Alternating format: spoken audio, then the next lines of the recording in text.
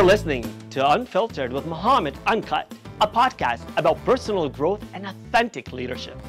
If you're looking for tips on how to manage others, get ahead, and make your way up the corporate ladder, this is not the show for you. This podcast is about being of service to others, leading from the heart, and evolving into a better version of yourself. Each episode brings you motivated stories about unfiltered leadership and authentic leaders, those who involve others, use their influence to amplify diverse perspectives, and inspire teams to achieve collective results. If this sounds like you, keep listening.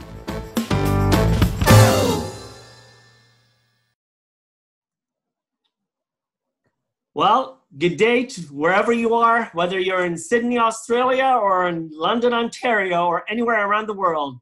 Good day to you, and I'm so happy to let you know that I've got somebody who I admire incredibly who is going to be joining us for the next little bit of time here on the Unfiltered podcast. And that is my brother, my friend, and somebody that I look up to, and somebody who inspires me and inspires a lot of people around the world these days. It's Mr. Ahmad Imam. Welcome, Mr. Imam. Thank you, brother. I truly appreciate it, and really looking forward to our chat as well. So am I. Now, it wouldn't be a true introduction if I didn't take just a moment and just let the world know who you are. I know many people on LinkedIn know who you are, and you've certainly made your mark. And I think you're making your mark on our hearts. But I do want to give some people a bit of background who you are. So Ahmad Imam is a dynamic ambassador. We all know that. He's a host. He's a content creator. He's an educator. He's all into self-improvement. And this is built right into his DNA. He lives by the mantra, your best is yet to come.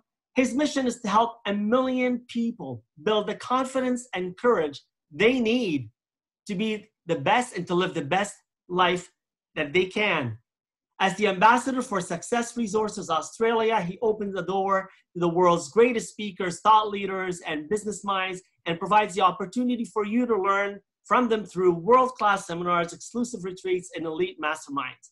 Ahmad has dominated the LinkedIn platform and made it his own, becoming a social media personality in his short time on the platform and building an engaged following of over 4,000. Well, I have to say that I think today it was more like 560,000. But you were able to do that 400,000 in just 18 months. And you can find him regularly inspiring and motivating his community by sharing the secrets to gaining greater confidence, creating powerful content, and building a success mindset. Ahmad is a trailblazer. He's described as charismatic, bold, smart, and engaging. He's got a magnetic personality. And you know what? I'm going to stop reading the intro that I put together. I'm going to tell you what I really think of Ahmad. Ahmad is somebody who's engaging. He's vibrant. He's not only charismatic, but he's kind. He is an open book. He's got a heart that he's lent out to everybody that he touches on the various platforms where he reaches his audience. He is what you get. And, Ahmad, and I say this with full transparency, when you and I connected about 2 years ago, we did through a similar discussion like we're about to have tonight. We were talking about diversity, inclusion, and, sharing some aspects of who we were as human beings and kind of what the world meant to us and what we mean to the world. And since then, I've been watching you on LinkedIn. And you've really, really amazed me. I mean, we're going to talk about it tonight. And I don't know what I'm going to say about you that others haven't said when they've had similar interviews with you. But while we can talk about your trailblazing, first of its kind LinkedIn video that went viral with you and David Breyer, whether we're talking about the video where you're explaining what you are not and really showing us who you really are, or whether you're talking about the various influencing videos where you help others rise and call out just the impact that they're making on the platform and their social media. Ahmad, you're really down to earth, but at the same time, you've really brought people around the earth together through your love for just being who you are, through your courage and through your enthusiasm and your energy. So thank you for being my guest tonight. Welcome. Wow. That was the most incredible introduction I think I've ever had. I'm truly honored, brother. And look, you're someone that knows me well. So to hear those words come from you, it truly means a lot. So thank you. And you know what? It comes right from the heart. And this is what this podcast is about. So the Unfiltered podcast is all about getting to know people who are making a mark on the world, making a mark on our hearts, and making a mark wherever they go, leaving a trail behind, but also leading others, you know, showing us where we can go. And Ahmed, you know, in your daily videos, and when I say whether videos or posts, you know, I follow you and I get inspired by you. And I've learned that, you know, from day to day, I'll just open up my LinkedIn and I'll take a look at some of the posts that you're making, or even on Instagram now. And you've got content that compels, content that invites, and content that speaks to everybody. Can you tell me, how do you manage to do that? Yeah, sure. Look, I made a decision very early on in my content creation journey that if I was going to do this, I'm just going to go all out. You know, I'm going to go all in, and I'm going to go all in with myself. You know, and like you've mentioned, when you see a piece of content from me, it's an open book. There's openness, there's honesty, there's a lot of vulnerability. I'm literally putting myself out there in the hope that people can either learn from my lessons, my failures, my mistakes, and be impacted by that. And I talk a lot about impact versus influence, and I'm happy to touch on that at some point today. But I want to give people a piece of me, and I just want to be out there speaking my truth. And if your goal is to speak your truth in every single piece of content that you put out, and there's no games, there's no ulterior motive, you're just trying to speak your truth in order to impact people, I mean, your message is going to get across. And the people that believe what you believe will resonate with you, and you'll start to notice that you'll build a community of people that feel the same way. And so I've just been doing that now for the last 2 years, and I've been able to amass a large following of people that really just believe the things that I believe. And it's such an incredible and surreal feeling, I must say. So, I mean, when you talk about a large following that I've amassed, it hasn't kicked in for me. I haven't grasped what that actually looks like in real terms. It is surreal, but it is so freaking humbling, to say the least. And you know, Ahmed, when you say that you've been doing this for 2 years, I want to clarify it for the listeners here. I think you've been doing it 2 years on LinkedIn, but this is what you've been doing all your life, right? Yeah. Well, 100%. When I say 2 years, I mean actually creating content on LinkedIn for 2 years. But I mean, this is me. I mean, in the good, the bad, the ugly, this is the way I am around people, and I have been for a while. And I watched your first video, 56 seconds of where you put yourself out there and you say, look, I'm nervous. I feel vulnerable. I'm putting myself out there, right? But after that video, so many people started doing the same thing. They were doing my first video on LinkedIn, right? And, you know, when we say trailblazing, what you're really doing is showing people it's okay to be human. It's okay to make mistakes. And you're really living by the letter that you preach. You're saying, look, we're all human beings on here. We're all grown-up kids.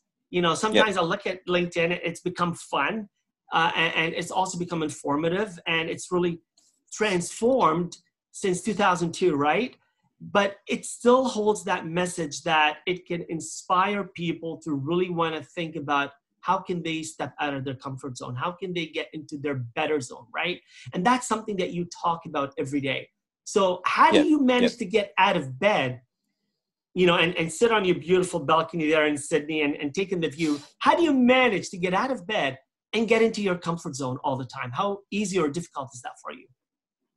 To get in my comfort zone or out of my comfort zone? Well, to get into your better zone, Zor. Like, you know, I notice you get out of your comfort zone all the time, but how do you get into your better zone? Like, you know, where you're pushing yourself out of your comfort zone and pushing us in with you to learn something new.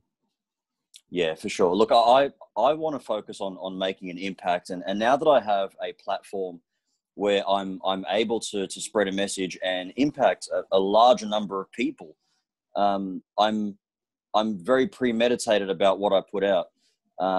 But what I've noticed on social media especially is that people have become accustomed to having curated lives, curated characters, curated personalities. And I think that's amplified on LinkedIn, because on LinkedIn, it's a professional platform, more or less, right? So when people think of LinkedIn, they think of their work, they think of their career, and our personas at work are most often characters that we've built. I'm not going to say facades, but let's say characters that we've built to make sure that we remain in our comfort zone, that we're not doing anything too controversial, that we're not going to try and annoy anyone or get out of side with anybody.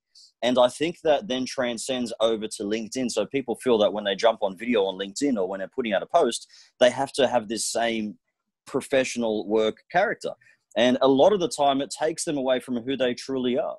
And so what I'm trying to do in nearly every post is just have people embrace that person that's inside, because that's who people want to see. People want to see that human being that's inside of them. And so in doing that, I'm trying to break a lot of stereotypes, a lot of misconceptions. There's a lot of things that I'm truly passionate about. I think men especially feel like they have to have this persona that's just based on testosterone and ego, and I have to look a certain way, I have to appear a certain way to people. And so when I'm out there talking about things like 15 years ago, I lacked so much confidence I couldn't even look people in the eyes, or I feel like I didn't have the courage to speak to people. And when I'm talking about issues about diversity and vulnerabilities with diversity with yourself and other people, people are shocked. It's almost shocking vulnerability that they're hearing. But in doing that, it's giving other people the courage, and many other people that feel the exact same way and also feel the urge to be able to and the need to be able to speak out, the ability to do that. And that is just the most incredible feeling. So I've spent a long time trying to almost destroy my ego and get rid of my ego, because it's nothing about my ego has served me well, and I can think about many times throughout my life where I've acted in ego and it hasn't ended well for me. And so everything that I do now is completely void of ego, and I'm just trying to speak my truth so that I can make an impact. And that's where it comes from. And you do, and you definitely make an impact. And I want to come back to something you were touching upon in your personal life and in your previous life and what you did 15 years ago or 20 years ago. I want to come back to that because, again, you've shared some of those stories with us on LinkedIn, and you've shared some of them in previous interviews. But I want to go back to what you were saying about breaking that mold and breaking the stereotypes. In my training, what I find people try to convince me all the time is we are different personalities. At home we're one way and at work we're the other, right? I think it's because we enforce that. And I say enforce, you mentioned facade. I don't think we go out of our way, not everyone. I don't think we're necessarily going out of our way to try to be superficial, but we just have this persona that we think, at work I have to keep it professional, and LinkedIn is, and rightly so. We don't want LinkedIn to turn it into some of the other platforms because it is our professional side of who we are. But part of our professional side should also be our human side. And, when I apply for a job or I'm seeking somebody to work with, I don't just want the qualities of someone who's gone through a particular education or a particular experience. I want a human being who has lived experience, who can feel, who can behave, because those are the sort of leaders that are going to now engage and encourage and inspire others, and not the walking resumes that are going to really be something that we hang on our walls, right? So, to you and what you do every day, this podcast is called the Unfiltered Podcast. It's about leadership leading from the heart. What does leadership mean to you? What has it meant to you? Look, leadership essentially is a process that hopefully makes other people better, and it revolves around social influence and shouldn't revolve around authority. And a lot of the time when we hear the word leadership, there's a misconception around it, in a sense that a lot of people see leadership as management. And it's not the case.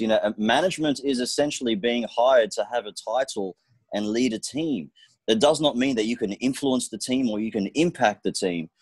And look, I'll give you a great example. I've worked in many places where I've obviously worked for a manager and he's had a title that says that he is, my superior. But a lot of the time, the person that truly influenced, the person that had the people's, ears and hearts, was someone that wasn't a manager at all. Have you ever come across that? Like, just the person that has the most influence is just another member of the team? Yeah. And that proves that leadership has nothing to do with title or authority. It's about your ability to influence and impact people so that they want to come along the journey with you. And so that's what I'm trying to do. And I actually do not consider myself a leader. I've never said that I'm a leader, but I just want to take people along my journey. And if they want to follow me, then brilliant. You know, I'm happy for them to follow me as long as they're following me because they want to, and it's not because I'm asking them to or in some position of authority. So I think that's the difference, and it's important that we distinguish leadership and management, because that's where there's a lot of confusion, especially in the corporate space. And, Ahmad, you say that you don't consider yourself a leader. I think that's your modesty speaking there. I challenge you. I definitely think you've become a leader because you're someone who is leading with heart, somebody who is helping others understand how they can become better leaders, better people persons, right? People who can inspire, as you said, people who can influence and leave that impact, right? And you talk often about the influence and impact, the difference between the two. I'd like to hear more about that. The difference between influence and impact. Okay, so influence used to mean something. You know, being an influencer or having someone call you an influencer used to mean something. And we can think about a lot of celebrities and movie stars and inventors and politicians that were real influencers back in the day. But with the advent of social media, things have dramatically changed. You know, the word influencer has become something to do with popularity. It's become something to do with the amount of followers that you have. And so people have just, instead of being trying to create an impact, have been trying to just simply impress by collecting a large following. And in doing that, the word influencer means nothing now, in my opinion.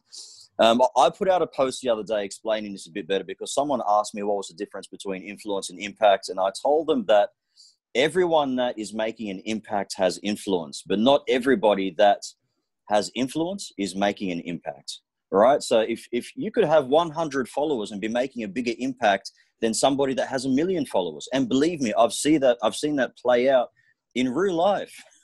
If you are putting out a post or giving a speech that genuinely impacts one person's life to make them want to be better and make them want to change some sort of aspect of their life, you are making an impact. Whereas if you have 1 million followers and you're putting out a YouTube video where a dog is chasing a cat, I'm sorry, that's not making an impact. You might be putting a smile on people's faces, but that's not making an impact. So I truly believe that if you have gone through the work, and it does require work to build up a following and, let's say, influence. If you've gone through the work and effort to build up some influence and you are not making an impact to try and change the world or even just one person's life, then it's an absolute missed opportunity. So I want people to recognize that difference and to realize that impact is actually far greater than influence. And that's really your mission. You talk about, my mission is to make the world a kinder place. And I would not be on that mission had I not been treated kindly. Sometimes the pain we go through doesn't make sense until it does. Can you explain that last part? Sometimes the pain doesn't make sense until it does. Yeah, look, we've all been through painful experiences in our lives, and some more than others. And while you're going through those painful experiences, you're just asking yourself, why me? Why am I going through this? Why is it always me that has to, struggle through adversity? But I also truly believe that everyone goes through their own journey for a reason, and I experienced some painful moments in my life.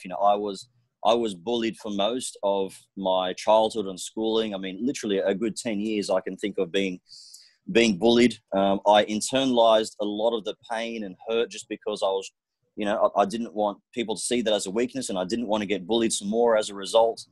I remember moments where I'd come back from school and lock myself in a bathroom and just, and cry for the next half an hour. Just because I felt sorry for myself and I didn't understand why this was happening to me. So that's what I mean by the pain not making sense at the time.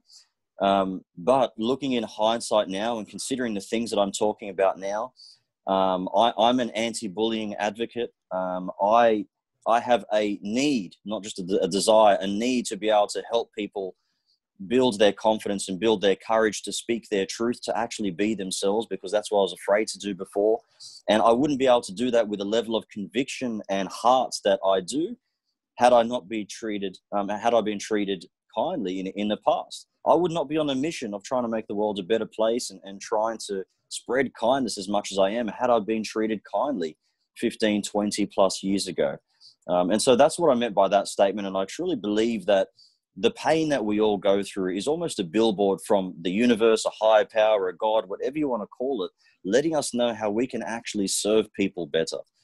And it's something that we all need to tune into, I believe. This resonates with me so much, and that because we've talked offline, and you've given me the advice that you're sharing with our listeners here, and the healing of our scars and what they leave behind. We can look to them and we can remember what we've been through. And your posts and your sharing and your vulnerability, this is something that you're doing all the time. You share funny things from time to time, and I get it. And we gotta laugh at ourselves and with ourselves, right? But you also let us feel, and let us remember that it's okay to feel and it's okay to hurt. And what you may describe as something that you've been through maybe 15 or 10 years ago, others are still feeling daily. And I think a lot of us, if I said to you, Ahmad, you would know me if you knew this about me, right? Like if I shared my most difficult, hurtful experience with you and then allowed you to see how vulnerable I am, and then you would know me. If I was able to show you that, I would be breaking the stereotype and the facade and the gloss of the social media. And you and myself and any one of us, when we open up our feeds, all we see, as I mentioned in one of the posts that I made a few days ago, all we see is the exotic locations and the glamorous sets that we've gone through the trouble to get ready, so that when we are in camera, we look like we're ready for the camera. And what you're bringing to, we're talking here about LinkedIn, but really I think you're bringing to the world through your message, using LinkedIn as a mechanism, because, you're doing things on LinkedIn, like the Level Up LinkedIn, you're trailblazing in many firsts, but the subjects that you're tackling and that you're allowing people to discuss, you're just using that platform to get your message across. But what you're telling people, it's okay to hurt. It's okay to build resilience. And you're not going to be able to do that if you don't admit that you've been hurt, right? And a lot of us want to put on that facade, so we go to work. We don't want to open up, or we don't want to be aware of others or allow others to get to know us, because we want to keep that facade. So we're not self-actualizing. We're not exposing and learning and becoming who we really can be. We're always on the brink of becoming and just holding back because we're afraid to fall rather than fly. But you're giving us, right? You're giving us the courage and the confidence. And here's something that earlier I was trying to do my homework on you, and I was watering the flowers. It was 7:00 in Wednesday afternoon here in London in the evening. And I thought to myself, he talks about confidence, but he talks about it with humility. And really, confidence without humility is arrogance. But you never come across as arrogant. You come across, whether you're dancing in one of your posts or whether you're tackling bullying, you talk to us as someone who has lived, is living, and is bringing others to live with you. Why do you care so much?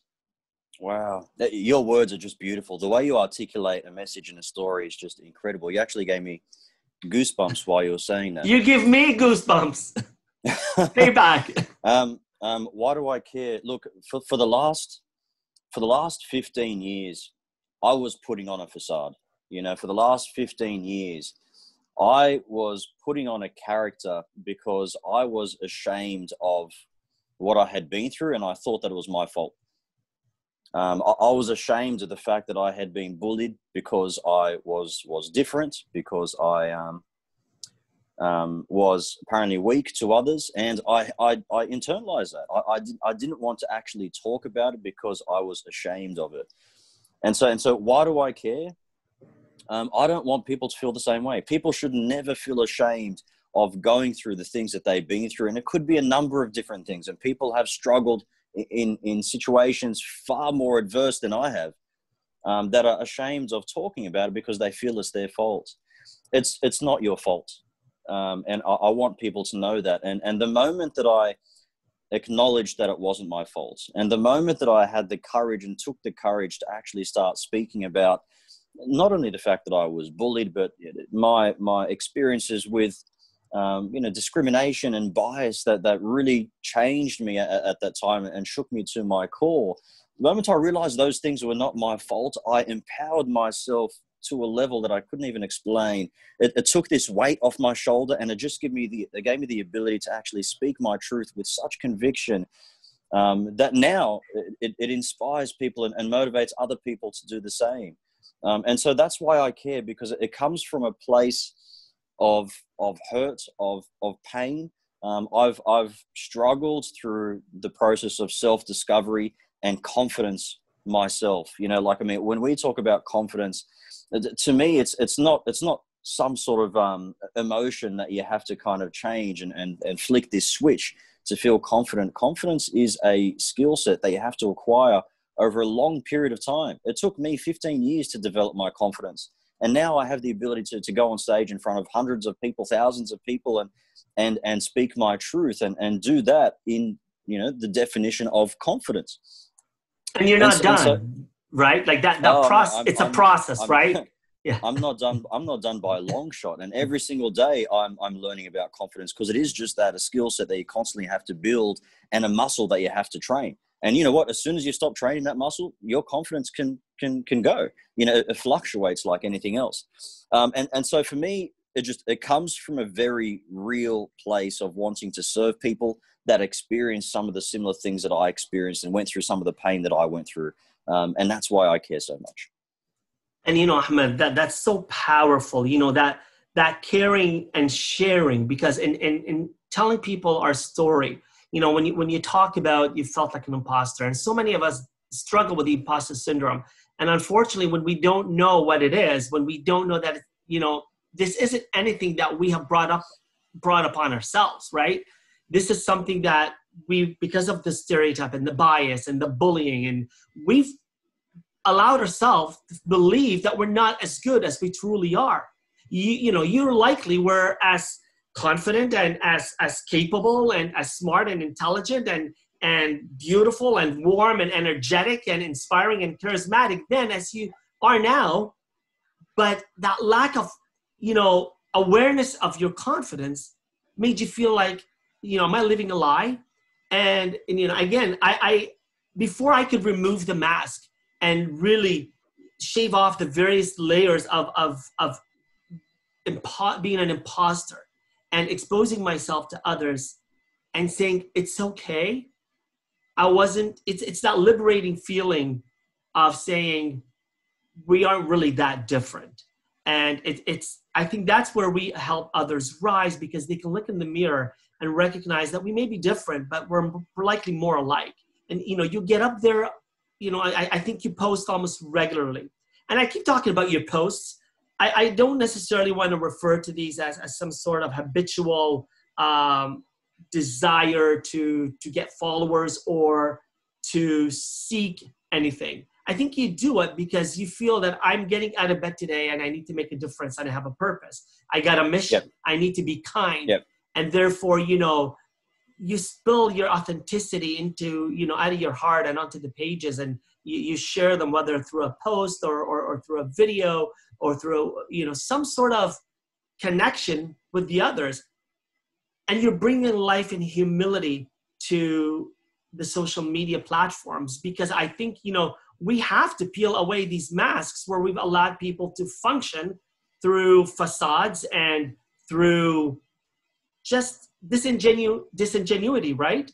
We have to be who we are. And, whether we're looking at hiring people at, in a workplace, whether we're looking at hiring people based on who they are, you faced it.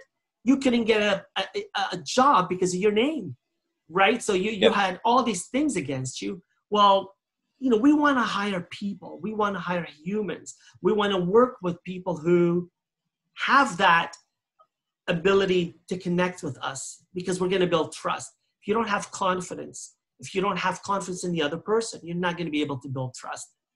How do you build that connection? Because most of the people you're connected with aren't sitting next door to you. How do you make that connection with somebody thousands of miles away from you, enough to inspire them to want to talk to you, throughout, the day and every day? social media for me is just, it's a platform, you know, it's a vehicle, and it's a vehicle for me to be able to spread my message and talk to people just from around the globe, and try and build a community of people that feel the same way. I mean, that's what we're all chasing. We're always chasing a community, and social media is a beautiful place to find that. And I found that LinkedIn, especially, a lot of people are surprised when I say this is just such a beautiful place to build proper community, not just professional community, as in, you know, people that really believe the things that you believe. To build trust, I've really just treated social media as a journal. That's really all it's been for me. I've just been journaling. I mean, some people wake up in the morning and write down how they feel on a piece of paper, or write down what they're experiencing, their accomplishments, their emotions.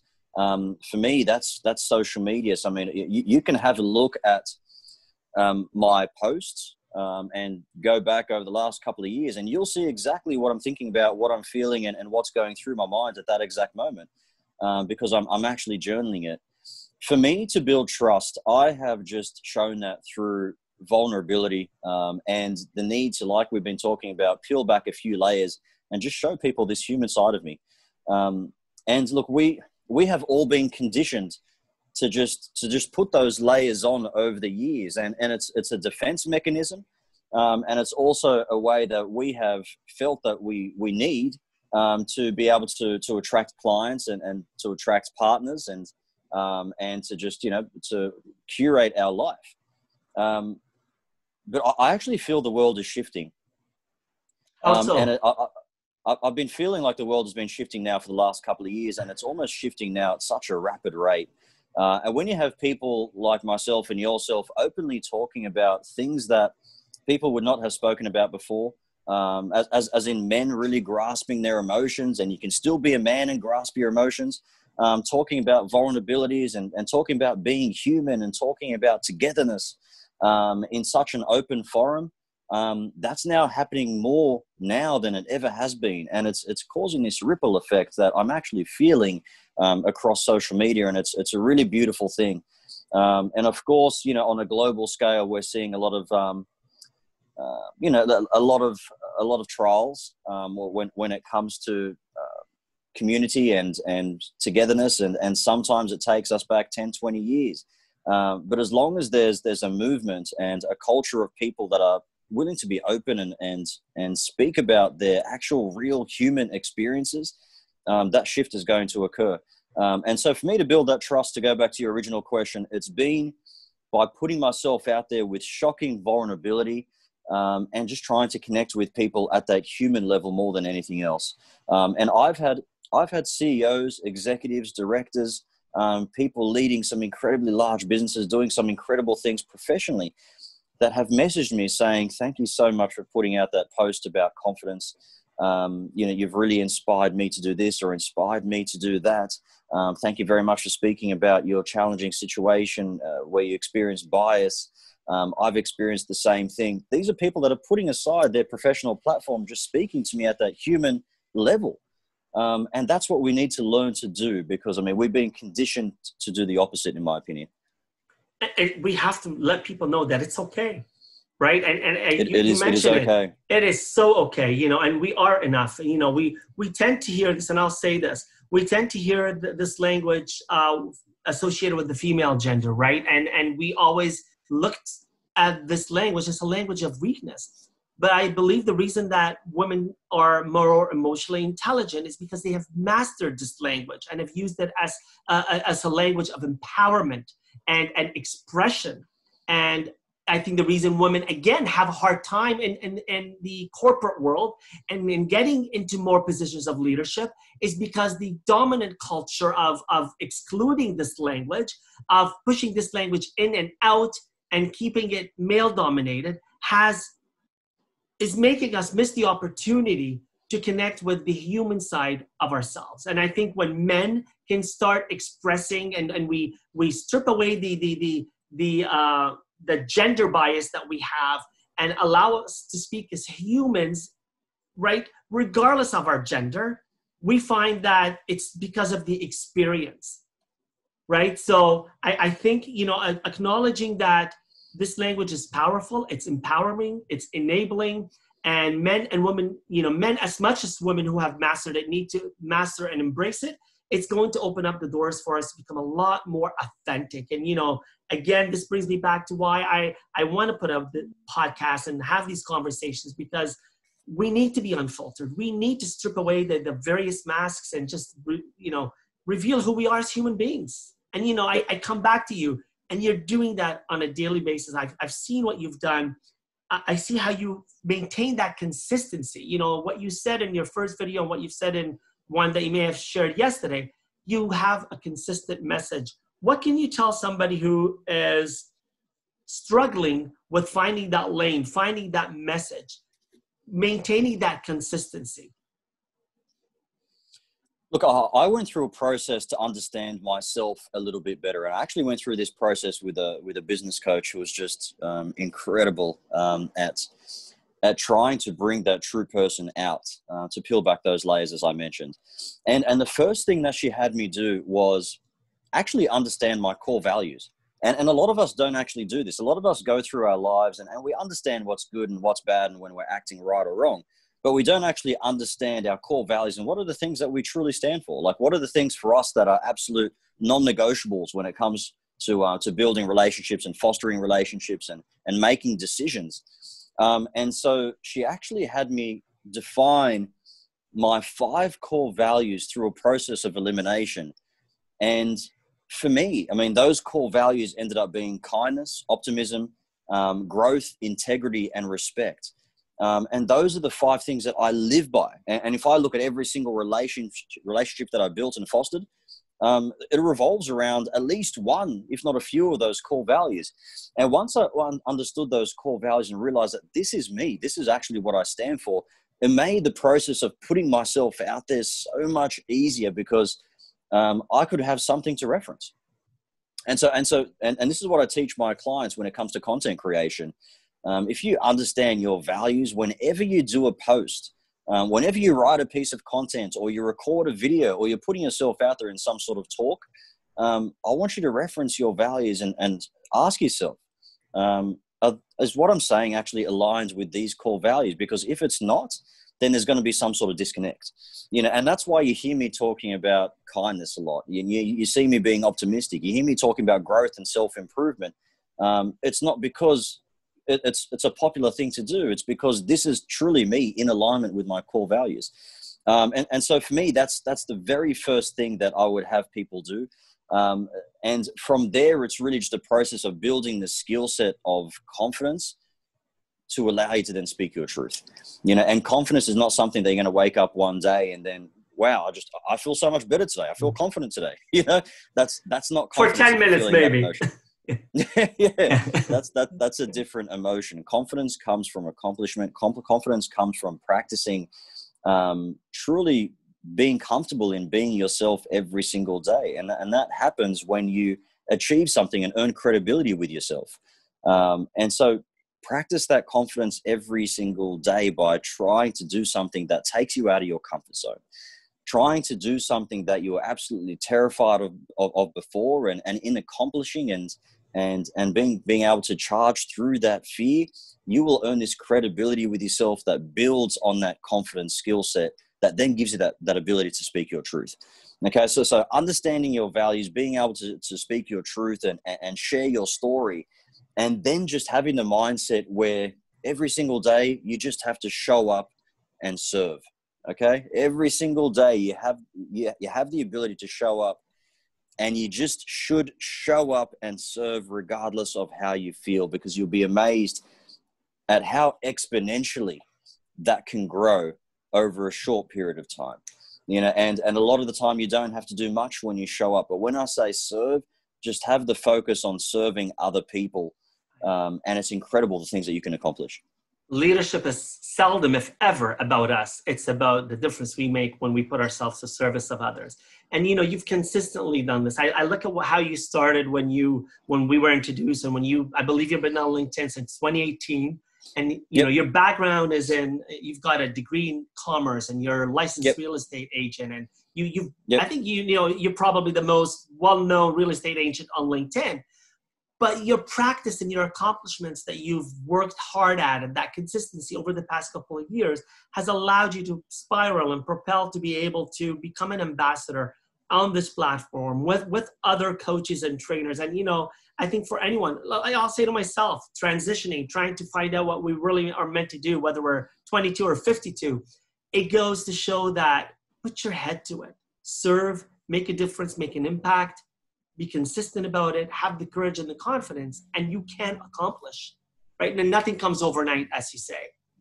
Yep. Ahmad, what is your favorite book? One that's had the most impact on you? Hands down. And this is a book that I read at least once every year, and I love reading it when I go on holidays and I'm sitting by the pool or the beach somewhere. It's The Alchemist by Paul. I knew you were going to say that. I swear. I swear. I was thinking, what if he says The Alchemist has been coming up for me for the past few days. I read it 3 years ago, and I've been thinking about it, and I've been using the word alchemize. And as you were saying my favorite book, and I thought he's going to say The Alchemist, but I'm impulsive. I was going to speak before you did, but I really was thinking it. Incredible, right? That's amazing how it works, right? Yeah, no. Hands down my favorite book. I discovered that book about 10 years ago. And every single time I read it, I know exactly what's going to happen in the book. You know, I know exactly what the next page and chapter is going to bring, but just the feeling that it gives me every single time I read it is the reason that I love that book so much. You learn something new? When you read it, do you learn something new? Yeah, and look, that's a very good point. And every single year that I read it, I'm a slightly different person with slightly different values and priorities. And so I can obviously adapt that to the learnings in the book. And so that's a very good point. You do actually pick up something new.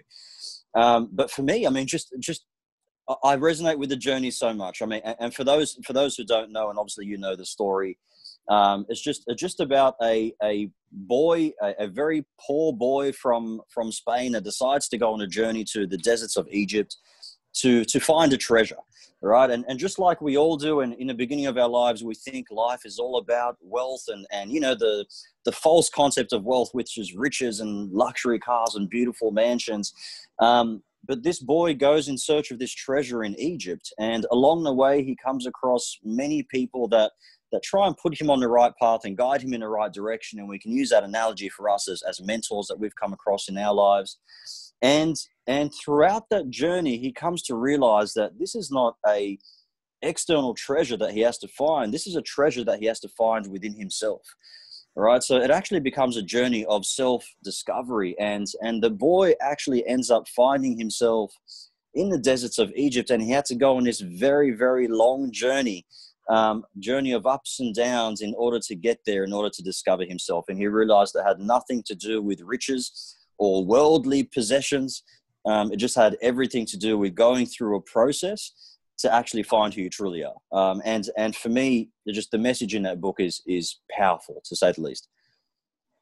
And now comes the part where I ask you about a powerful message. So in my podcast, there's something that I like to do to all the guests, and it's called the Unfiltered Thought of the Week. So what I do with that, Ahmad, is I take it and I share it with people on my, media. And what I want to ask you is, what is one unfiltered thought that you can help me share with listeners this week that they can use to become a better version of themselves? Sounds like an easy question, but it's loaded, isn't it? Look, it's very loaded. And look, the one thing that I always keep coming back to, and I've been asked this question a lot. I've also been asked the question, if I could go back and speak to my younger self, what would I say? That was one of my questions, by the way, but I didn't ask you that. What would you say to your 20-year-old self? For me, it's actually one. It's one and the same question. And it's one and the same answer. And I would go back and tell my younger self to be kind to themselves. That's it, and we have to learn to be kind to ourselves. A lot of the time we put so much pressure on ourselves. We put so much expectations on ourselves. The self-criticism, the self-talk, it can lead us down a very, very dark and deep hole.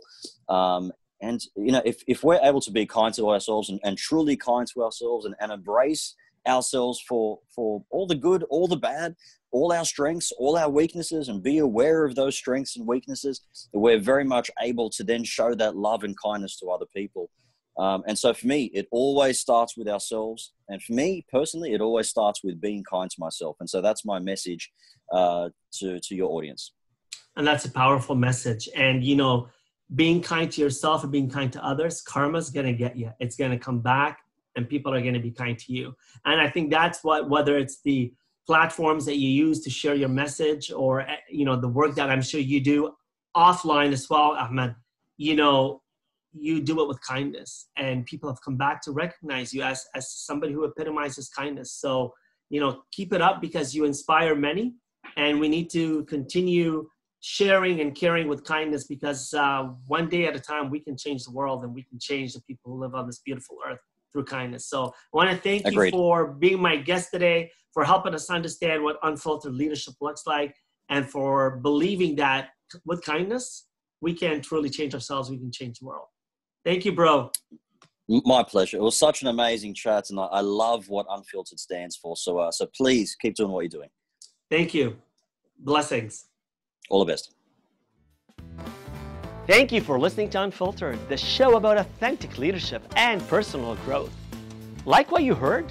Click subscribe, share it, and tell a friend about it. And don't forget to leave a rating.